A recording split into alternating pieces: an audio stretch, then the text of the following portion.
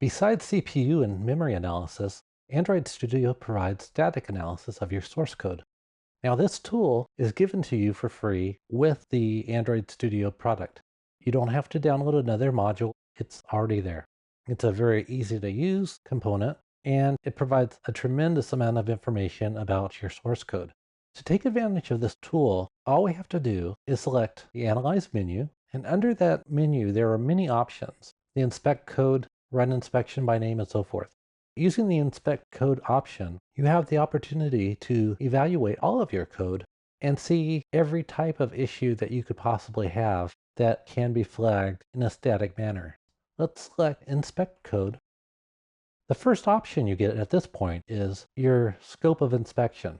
Now, that can be a very valuable option to use if you find yourself working on one file where you've made a lot of changes or just done so much coding, you'd need to check it out thoroughly.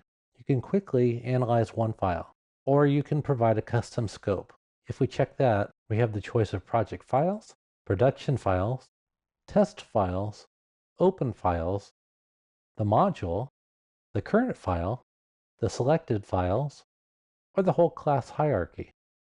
I want to go ahead and use the whole project, like I said before, and I will select OK. Now you can see how fast that ran. It's a very small project, obviously, but the speed on the analysis is quite good even for a larger project. Currently, I have this button pressed. It's the Group by Severity button. If I don't have that selected, it categorizes the issues by what type of issues they are rather than severity. For instance, if you have an imports issue where you're importing code that doesn't need to be imported for that file, it might be flagged, so it would fit under that category. You might have coding style issues, and those would fit under code style issues category. Now, this is a nice categorization in case your company, for instance, wants you to focus your efforts on Android lint issues, code style issues, and probable bugs, for instance. If they have certain policies on what to focus on, this makes it easy. Other companies might worry more about prioritizing the issues by severity, and that's usually what I do. I look at the severity first. If I had any severe issues, there would be another category here above warning. But fortunately, I have no severe issues that were found. I can expand these, by the way, by just using the expand button here, or I can collapse it back by pressing the collapse button. If I do expand it, I can step through the issues one at a time just by selecting the down or up button.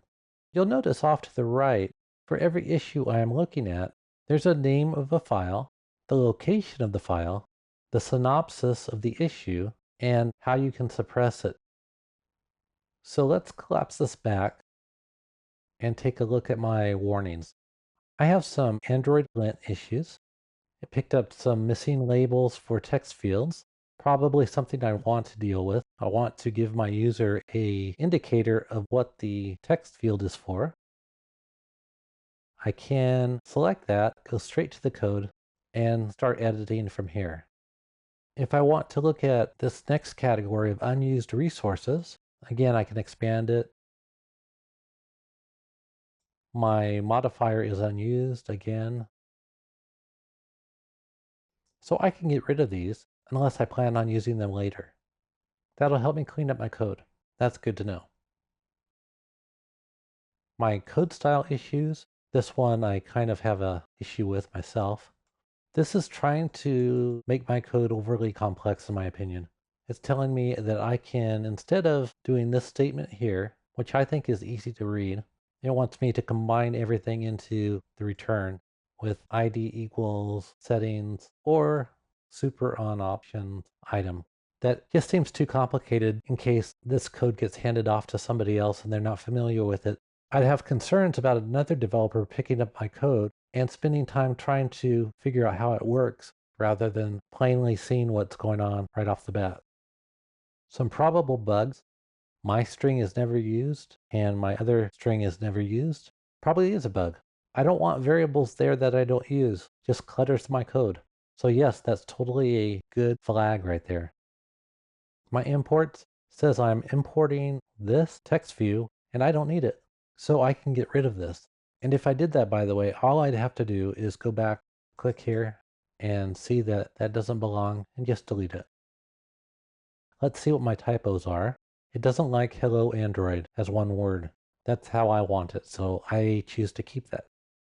So that's the other part about static analysis.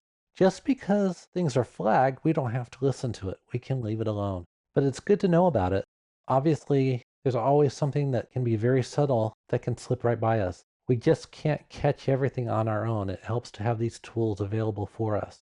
And it's really valuable to have them before we commit our code and have it flagged by another tool that does exactly the same thing at build time, and we come to work the next morning and find out that we have things we have to fix. Let's go back to the Analyze menu. We can run inspections specifically for certain things if we wish to. You can also analyze your stack traces, but I highly encourage you to take advantage of this very well organized, very easy to use tool. It will save you time and countless hours trying to debug something later on.